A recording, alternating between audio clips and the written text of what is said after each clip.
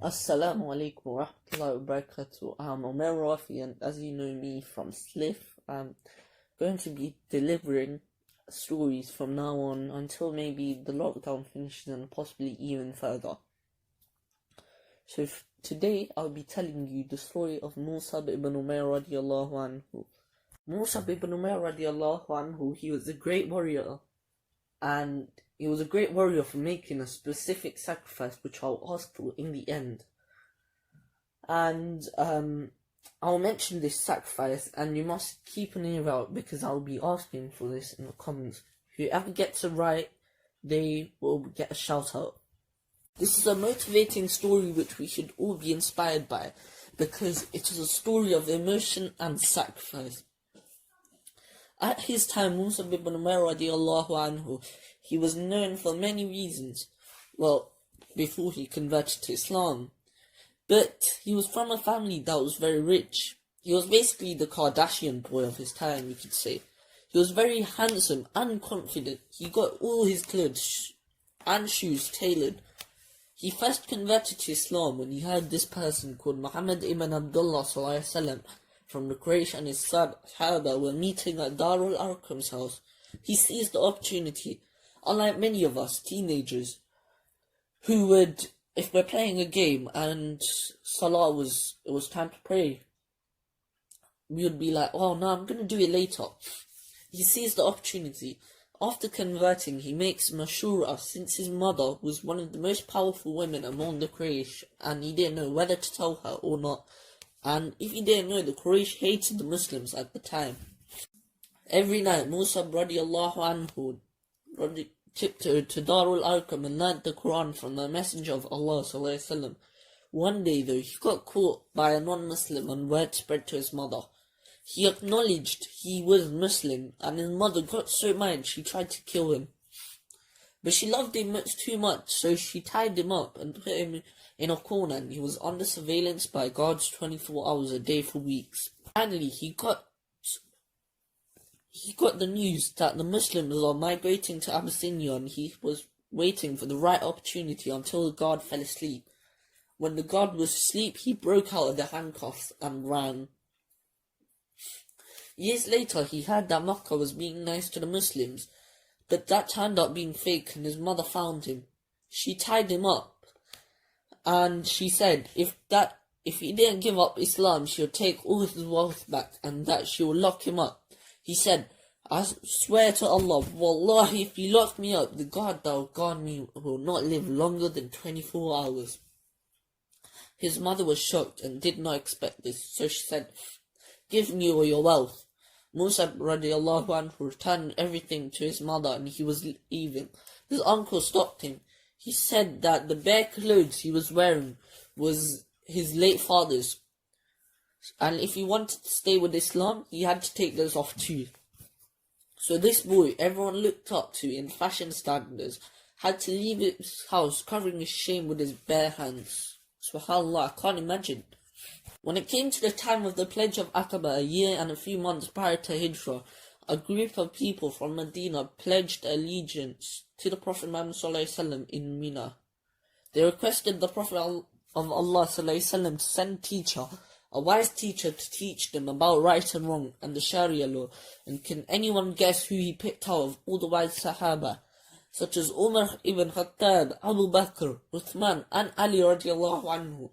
He picked Musab ibn Umair radiallahu anhu as the first ambassador of Muhammad sallallahu alaihi wasallam. In Medina, he stayed in one of the Muslims that pledged allegiance house. While staying at one of these new believers' house, one of the tribe leaders in Medina found out there was a man pursuing people into Islam. So he visits the house Musab radiallahu anhu was staying within with a spear and threatens him. As most of us would do, he didn't panic. He calmly replied, sit down and listen to what I have to say. The tribe leader, seeing that Musab radiallahu anhu was quite wise and he was calm, he decided to listen. Musab radiallahu anhu read 3 list verses of the Quran about Jahannam and Jannah, and this tribe leader took a bath and converted to Islam. Upon hearing this, one of the head figures was fuming, saying that the leader went to harm Musab radiallahu anhu and came back as a Muslim. He was fuming. The leader, who is said to be Sa'd ibn Mu'adh radiallahu anhu by some sources, calmly said that he should listen to what Musab radiallahu anhu has to say. So they both go into the house again, and upon hearing the head leader also accepted Islam, the whole of Medina came into Islam.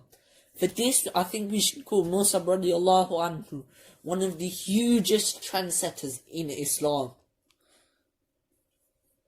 One day, Rasulullah ﷺ was given a speech, and Musab radiallahu anhu walked into the masjid, and some of the Sahaba saw and started to cry. Why? Since this was the man who was known for wearing tailored garments, and now he was wearing nothing but a torn blanket. Time goes by, and the Battle of Badr is occurring. Musab ibn Umair radiallahu anhu's brother was captured.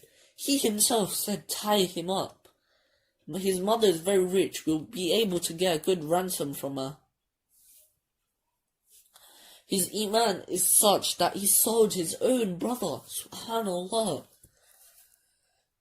The Battle of Uhud kicks off, and for those who didn't know, this was one of the greatest losses and tragedies for the Muslims, and the greatest losses the Muslims took. It started when the archers pointed to a hill, misunderstood, thinking the Muslims were winning, and went down to collect the loot. Due to the opposition attacked from behind. In the end, only 7 men surrounded the Prophet of Allah sallallahu alaihi wasallam, but once they were distracted fending off the enemies. One soldier went and targeted the Prophet sallallahu alaihi wasallam, but due to one of the bravest Sahabi, the soldier got distracted. This act of sacrifice, subhanallah, I think this is the best sacrifice ever committed in not only his life, but in history. Can anyone guess who this was? The flag bearer of Islam, none other than Musab ibn Umair radiallahu anhu. He waved this flag around. He screamed takbir to distract the enemy, and succeeded in doing so. At this moment, both Musab radiallahu anhu and the soldier knew that it was for him. Allahu Akbar. The soldier targets the flag bearing hand and cuts it. Musab radiallahu anhu grabs the flag with the other arm. Allahu Akbar. And again the soldier cuts it. Before it can fall, he grabs it with whatever he has of his arms and puts it against his arm. Allahu Akbar. Everyone warns him, and at this time he had 70 cuts and wounds, but he still held the flag whilst his arms were gone. Subhanallah. Until he died, he screamed, Muhammad is but a messenger, and other messengers have died before him. After this, Allah honored what was in his heart and put this ayah in Surah Al-Imran, ayah 144, in the description of Battle of Uhud. His martyrdom was the answer to the question, do I love myself more or the messenger of Allah? The Prophet Muhammad ﷺ said, Wallahi, there was a time where I knew nobody that lived a more luxurious life than him, but for his love of Allah and his messenger, he sacrificed it all to an extent that there's nothing to cover his body even after being martyred. When they went to bury him, they searched his house for cloth to cover his body, but there was none other than a torn blanket that he had worn to the masjid that day.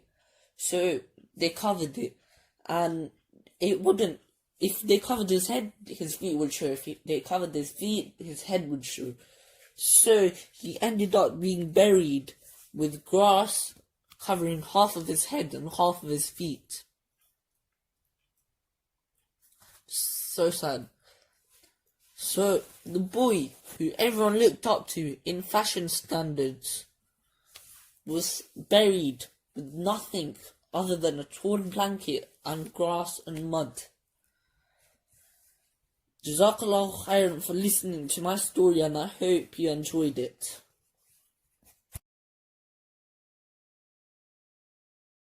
ना मूसीका लिया करो अल्लाह ही अल्लाह अल्लाह ही अल्लाह